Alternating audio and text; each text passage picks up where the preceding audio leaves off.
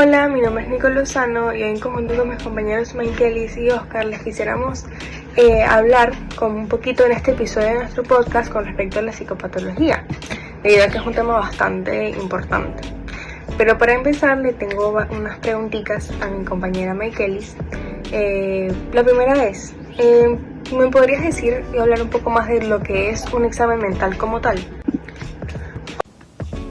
Bueno, Nicole, el examen mental es un instrumento semiológico que permite identificar los signos y síntomas psicopatológicos para un adecuado diagnóstico. Vale, entiendo, tiene bastante sentido. Y no me quedó muy claro cuál sería el primer paso al realizar un examen mental. Pues en realidad no lo mencioné, pero el primer paso del examen mental es evaluar el estado de alerta, porte y aptitud.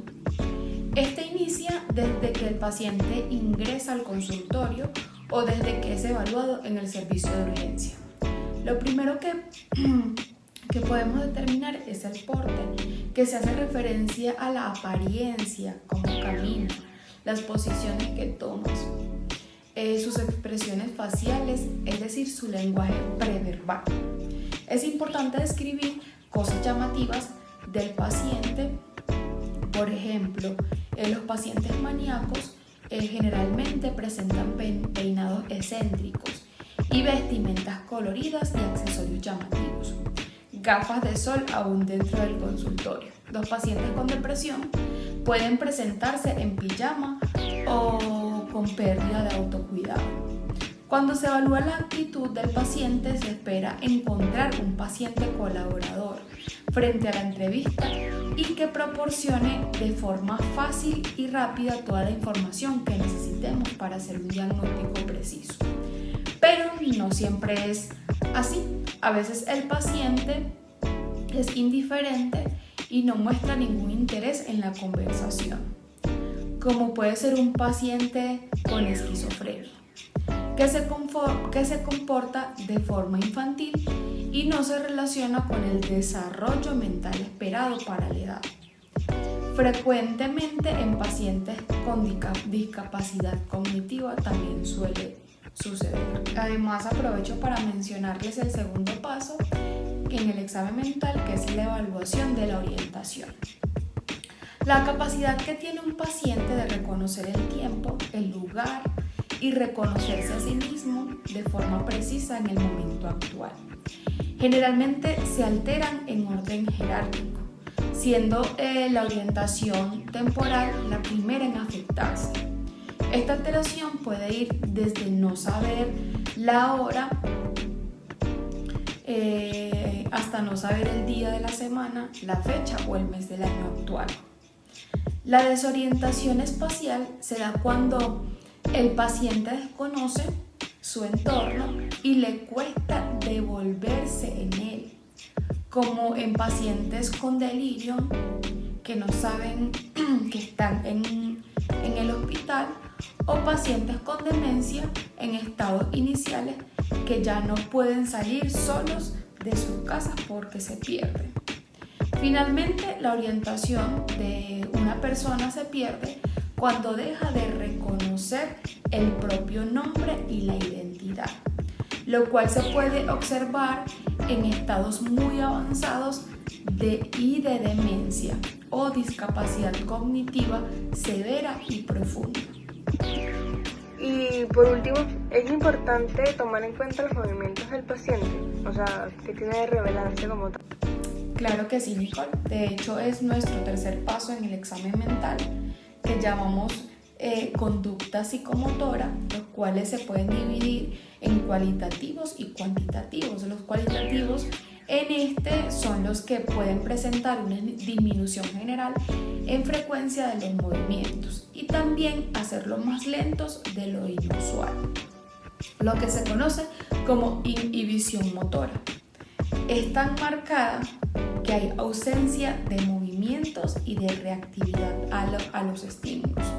Se denomina como catatónica. Cuantitativa. Dentro de estas podemos destacar los TIC, que son movimientos involuntarios de grupos musculares. generalmente orolingüístico-faciales o cervicales, y no tienen ningún objetivo. También pueden presentarse tics vocales como gritos, groserías y otros como silbar o aclararse la garganta.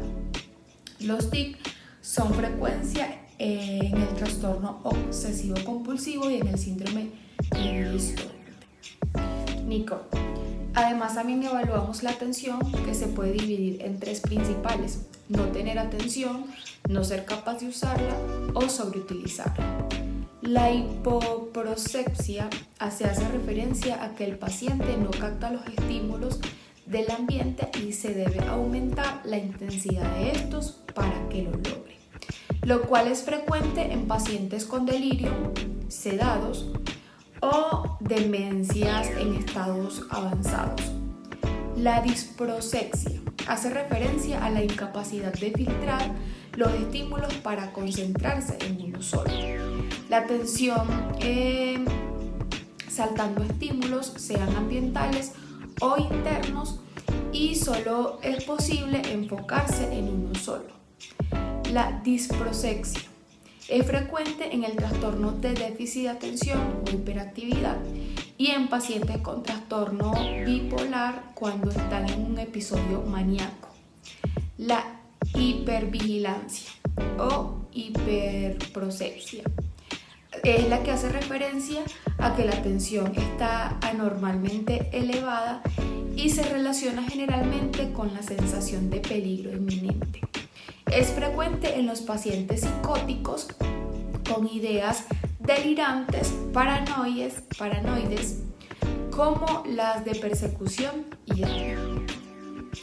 Oscar, ¿qué nos dice el estado de ánimo sobre la salud mental de una persona?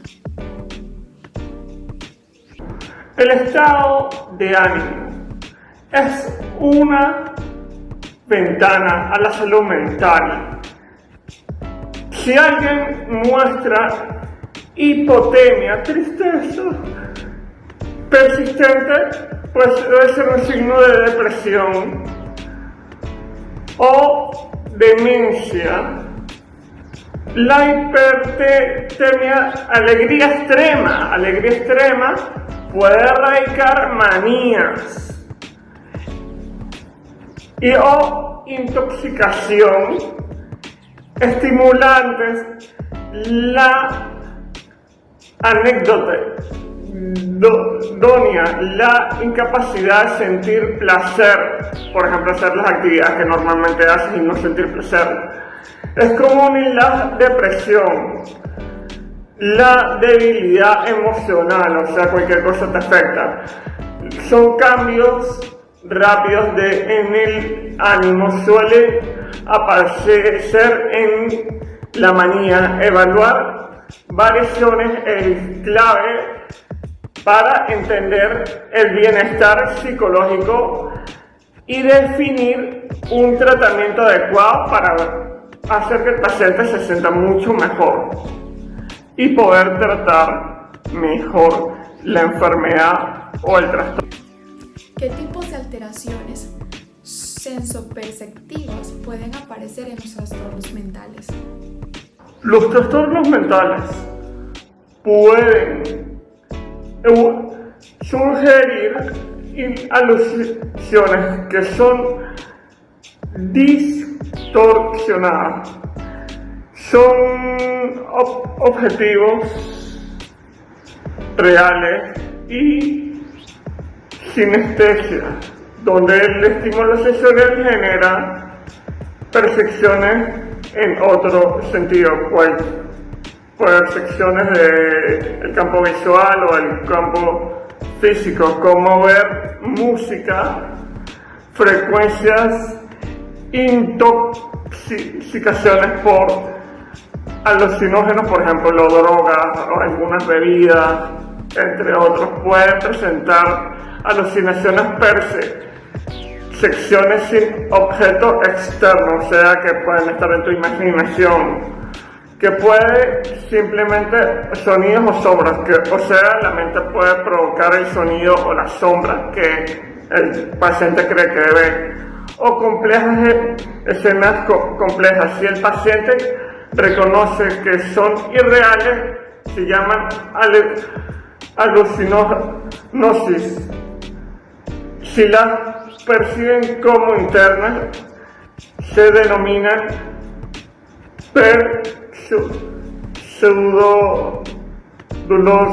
pseudolusiones. Identificar estas alteraciones es clave para un diagnóstico preciso y un mejor tratamiento para el paciente. Oscar, ¿cómo puede la velocidad del lenguaje influir en el diagnóstico y el tratamiento de los trastornos psicopatológicos?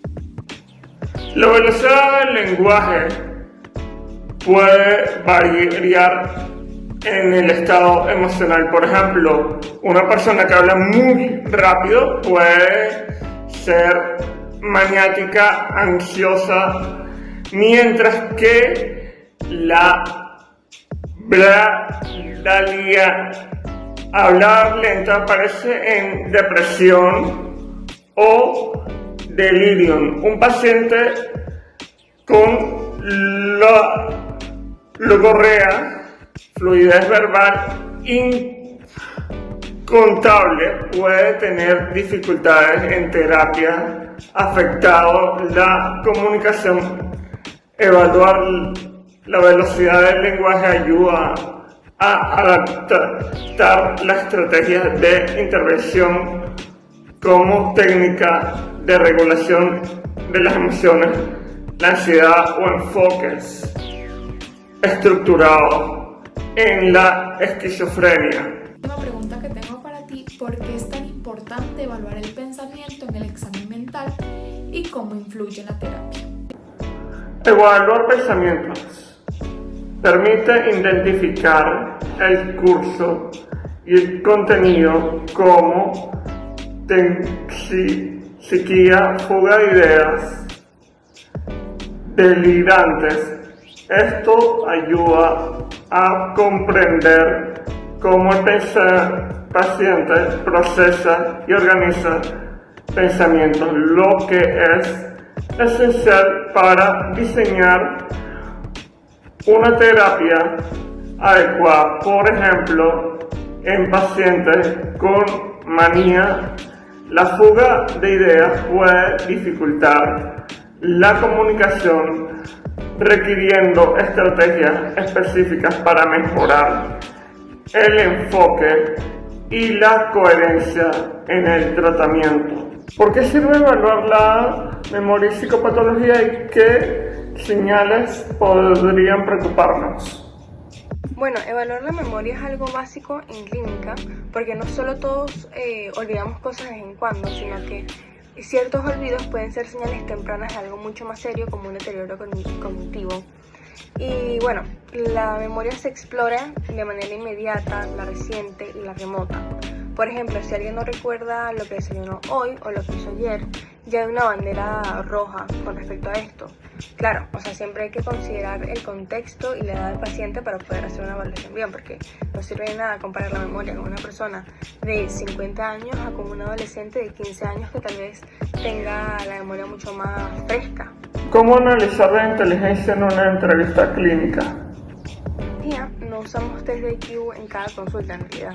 Más bien nos basamos en enfocarnos en cómo las personas se expresan, si comprende las preguntas, cómo organiza ella sus ideas y si puede resolver problemas simples. Debido a que, en algunos trastornos, como los deterioros neurocognitivos o en discapacidades intelectuales, se nota una dificultad clara en ese razonamiento lógico. La clave en realidad es ver cómo la inteligencia funcional se manifiesta en la vida diaria. ¿Qué nos dice el juicio y el raciocinio de la salud mental de una persona? El juicio es básicamente la capacidad de tomar decisiones sensatas y el raciocinio es el camino mental que seguimos para poder llegar a estas decisiones. Cuando una persona tiene un juicio alterado, puede hacer que su vida o la vida de los demás esté en riesgo. Esto se ve, por ejemplo, cuando una persona con delirios que actúa guiada por ideas irreales o alguien en una crisis maníaca que gasta todo su dinero sin pensar en las consecuencias que va a tener después. Tan importante es la introspección en el contexto clínico. Bueno, en el contexto clínico, la introspección nos dice que si la persona tiene una conciencia de sí misma y de su estado mental. Y es bastante esencial debido a que si alguien reconoce que necesita ayuda, es mucho más probable que colabore con el tratamiento que se le va a dar. Pero cuando no hay una introspección, como pasa con muchas veces con la esquizofrenia o en episodios psicóticos, el paciente no logra entender que algo no está bien. Por eso se dice que sin introspección no hay tratamiento eficaz, debido a que no va a haber un raciocinio de por qué lo necesita y de por qué se está sintiendo de la forma en la que se está sintiendo. ¿De qué manera se manifiesta la proporción y qué importa tanto? Importa bastante, porque la prospección es la capacidad que tiene uno para poder proyectarse al futuro, de poder tener metas, podernos sentir que queremos conseguir algo. Y la ausencia de esta es bastante clara cuando la persona tiene depresión, debido a que no siente que ahí va a haber un mañana, que no vale la pena poder hacer planes. Pero sin embargo, aparte de que también se pueden presentes en personas con depresión, también la vemos presentes en adolescentes con trastornos de conducta, donde viven el presente sin medir sus consecuencias. Si una persona no puede visualizar su futuro, es muy difícil poder hablar de motivación o de algún tipo de cambio que podamos obtener en su vida. Para finalizar nuestro podcast, queremos recordarte que el examen mental es una herramienta fundamental en psicología que nos permite como profesional evaluar y diagnosticar adecuadamente a los pacientes. Este examen proporciona información valiosa sobre la conducta, el pensamiento y las emociones de la persona evaluada, lo que ayuda a identificar posibles trastornos mentales o problemas emocionales. El examen mental se lleva a cabo a través de una serie de preguntas y observaciones diseñadas para evaluar diferentes aspectos de la salud mental de la persona, como su estado de ánimo, sus pensamientos irracionales, su capacidad para concentrarse y recordar, su nivel de energía, entre otras cosas que ya hemos mencionado. Estas observaciones y respuestas proporcionan al profesional de la salud mental una idea clara de la situación actual del paciente y le permite realizar un diagnóstico preciso y personalizado. En resumen, el examen mental es una herramienta indispensable en psicología que permite a los profesionales de la salud mental comprender mejor a sus pacientes, diagnosticar de manera precisa y proporcionar un tratamiento efectivo. Su importancia radica en su capacidad para detectar y tratar afecciones mentales, mejorar la calidad de vida de las personas y promover su bienestar emocional.